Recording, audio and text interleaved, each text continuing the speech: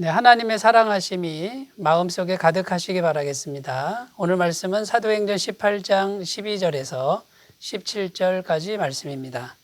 갈리오가 아가야 총독되었을 때에 유대인이 일제히 일어나 바울을 대적하여 법정으로 데리고 가서 말하되 이 사람이 율법을 어기면서 하나님을 경외하라고 사람들을 권한다 하거늘 바울이 입을 열고자 할 때에 갈리오가 유대인들에게 이르되 너희 유대인들아 만일 이것이 무슨 부정한 일이나 불량한 행동이었으면 내가 너희 말을 들어주는 것이 옳거니와 만일 문제가 언어와 명칭과 너희 법에 관한 것이면 너희가 스스로 처리하라.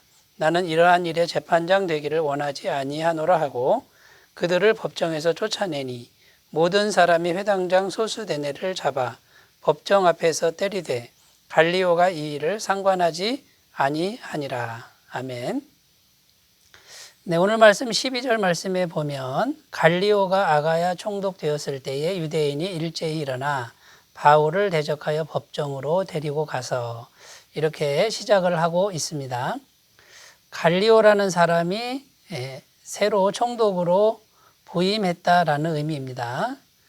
이 새로운 총독이 부임하면은요, 유대인들이 이제 무슨 행동을 하는데 유대인들을 의식할 만한 그런 행동을 합니다. 만약에 유대인들의 비위를 잘못 건드렸다가는 그 총독이 통치하기가 어려워지기 때문인 것이죠. 그래서 새로운 총독 갈리오가 부임할 때를 노려서 유대인들이 작정하고 지금 바울을 법정으로 데리고 가서 벌을 주기를 요청한 것이라는 것입니다. 그런데 새로 부임한 이 갈리오 총독이 오늘 말씀에 보면 유대인들의 이제 그런 행동을 이렇게 자연스럽게 거부하고 또 거절하는 그런 모습을 보여주고 있는 것입니다.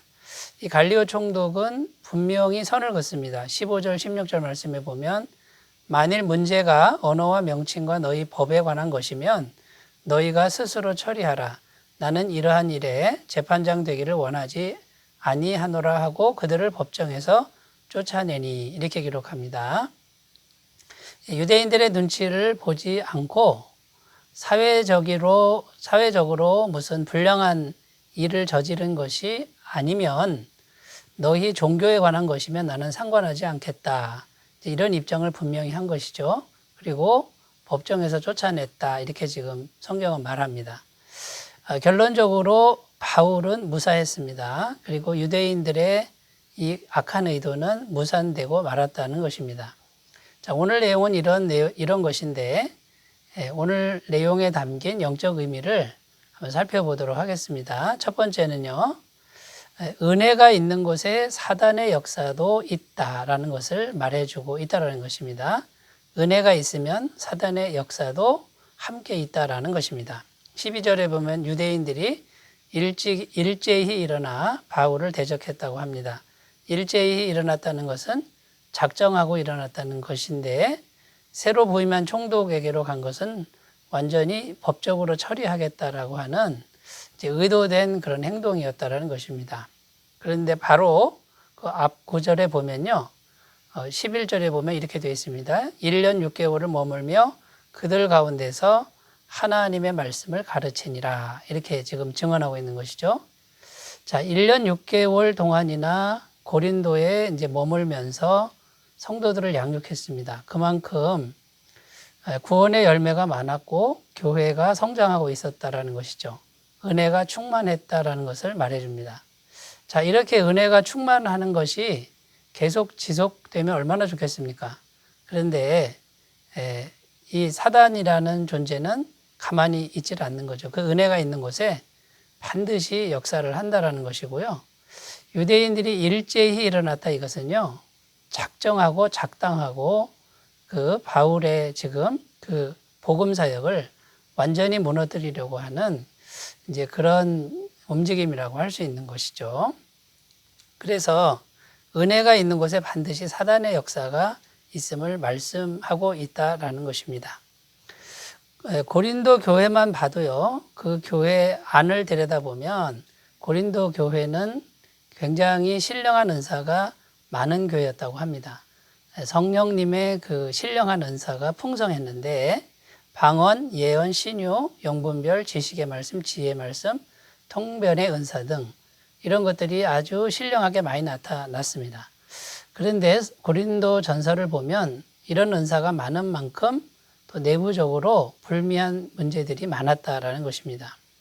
교회 내의 분열이라든가 음행 사건, 우상 제물 문제, 또 세상 법정에 소송하는 문제 이런 것들이 계속 일어났던 교회가 바로 고린도 교회라는 것이죠. 이렇게 교회가 은혜가 충만하면 사단의 역사도 계속 된다라는 것을 말해주고 있는 것입니다. 또 우리가 이제 오늘날에도 초신자분들이 가끔 겪는 일이 있는데요. 이 초신자분들이 신앙생활을 이제 시작하면요. 이제 좀 신앙생활을 해봐야 되겠다 하고 시작하면 어떤 일이 생깁니까? 가족 중에 질병이 갑자기 생긴다든가 또 사고가 갑자기 생긴다든가 이런 일이 생기는 경우가 종종 있습니다. 마귀가 신앙생활을 못하도록 두려움을 주는 것이죠. 또 이미 신앙에 있는 분들 중에도요, 신앙생활 하다가 이제 그 신앙을 잃어버릴 경우가 있죠. 좀 약해질 때가 있죠. 이때 다시 신앙을 회복하려고 하면 또 어떤 일이 터져서 주저앉게 만드는 이런 일들도 다 마귀가 하는 일들이라고 볼 수 있습니다. 자, 그러므로 우리가 이제 오늘 말씀을 통해서 마음에 새겨야 할 것이 무엇이냐면 우리는 낙심할 필요가 없다라는 것입니다.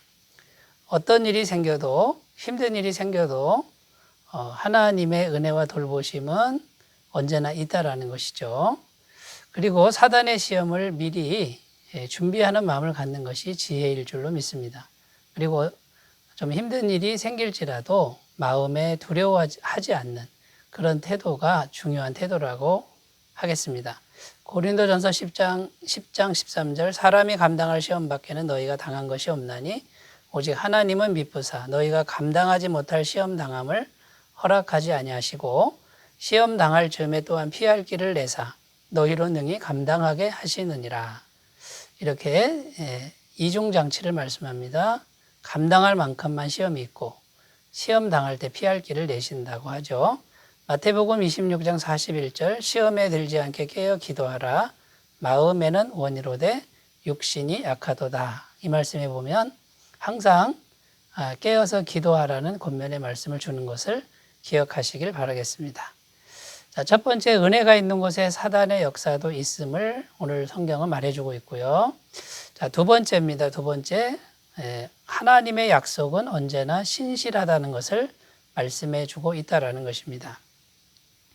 15절 16절에 보면 갈리오가 분명히 선을 긋습니다. 너희 종교 문제는 너희가 스스로 처리하라. 나는 사회적인 문제만 재판을 하겠다. 이렇게 입장을 분명히 한 것이죠. 자, 근데 여기 보면 유대인들의 그 작당한 일들이 이제 무산되는 그런 결과가 나타났다는 것입니다. 자, 이런 유대인들이 정말 일제히 일어나서 작당한 일들이 무산됐는데 이제 여기에 보면은 하나님의 약속이 있었다라는 겁니다. 10절 말씀 오늘 읽은 부분 앞부분에 보면 하나님이 바울에게 이미 기도 중에 약속한 말씀이 있습니다. 읽어보겠습니다. 내가 너와 함께 있음에 어떤 사람도 너를 대적하여 해롭게 할 자가 없을 것이니 이는 이 성중에 내 백성이 많음이라 하시더라. 어떤 사람도 너를 대적하여 해롭게 할 자가 없다. 이렇게 지금 약속한 말씀인 것이죠. 자, 하나님께서는 어떤 사람도 너를 대적하여 해롭게 할 자가 없다라는 이 약속의 말씀을 신실하게 지키고 있다라는 것을 오늘 성경 말씀은 말씀해 주고 있습니다. 역사적으로는 지금 갈리오 총독이 거절한 것 같지만 그 뒤에 갈리오 총독을 사용하셔서 유대인들이 바울을 대적하는 그 역사를 무산시켜 버리는 것이 하나님의 역사라는 것입니다. 그리고 말씀을 신실하게 지키는 결과라는 것이죠. 자, 여러분, 그러면 지혜가 무엇입니까? 참된 지혜는 하나님의 말씀을 굳게 붙드는 것이라고 할 수 있습니다. 말씀을 굳게 붙들면 말씀에 신실하신 하나님이 그대로 하실 것이라는 겁니다. 민수기 23장 19절 하나님은 사람이 아니시니 거짓말을 하지 않으시고 인생이 아니시니 후회가 없으시도다. 어찌 그 말씀하신 바를 행하지 않으시며 하신 말씀을 실행하지 않으시랴. 하나님은 말씀을 반드시 실행하신다는 거죠. 신명기 7장 9절 그런즉 너는 알라 오직 내 하나님 여호와는 하나님이시요 신실하신 하나님이시라. 그를 사랑하고 그의 계명을 지키는 자에게는 천대까지 그의 언약을 이행하시며 인애를 베푸시되 이렇게 약속하고 있는 것을 기억하시기를 바라겠습니다. 자, 세 번째입니다. 세 번째 어떤 의미가 있냐면요. 세상 권세도 하나님의 권세 아래 있음을 믿으라는 것입니다. 자, 오늘 말씀에 보면 갈리오라고 하는 총독의 세상 권세죠. 이것을 하나님께서는 하나님의 말씀을 이루는 도구로 사용했다라는 뜻입니다. 유대인들도 역시 세상 권력을 이용해서 바울을 해하려고 한 것이죠. 세상 권력이 최고라는 생각을 하고 세상 권력으로 하면 된다고 생각했는데 막상 해보니 아무것도 되지 않았다는 것입니다. 자, 바울 입장에서 보면 바울은 가난합니다. 백도 없습니다. 지켜줄 사람도 없는데 이상하게 갈리오가 바울 편이 된 것 같은 그런 결과가 나왔다라는 것이죠. 자, 보이지 않으나 하나님이 함께 하신 결과라는 것을 오늘 말씀은 말해주고 있다는 것입니다. 그래서 바울이 하나님과 함께하고 있으니 바울을 대적하면 어떤 결과가 되죠? 하나님을 대적하는 결과가 된다라는 것입니다.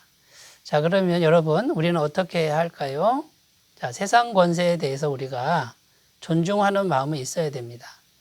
그러나 하나님 앞에서는 하나님의 권세 아래 있음을 분명히 알고 지나치게 두려워하지는 말아야 할 줄로 믿습니다. 그러므로 우리는 늘 하나님과 함께하는 길만 선택하는 이제 그런 믿음의 태도를 가졌으면 좋겠습니다. 역대상 29장 12절 부와 기가 주께로 말미암고 또 주는 만물의 주제가 되사 손의 권세와 능력이 있사오니 모든 사람을 크게 하심과 강하게 하심이 주의 손에 있나이다. 모든 권세가 주님의 손에 있음을 믿고 주님과 늘 가까이 하시는 귀한 삶이 되시기 바라겠습니다.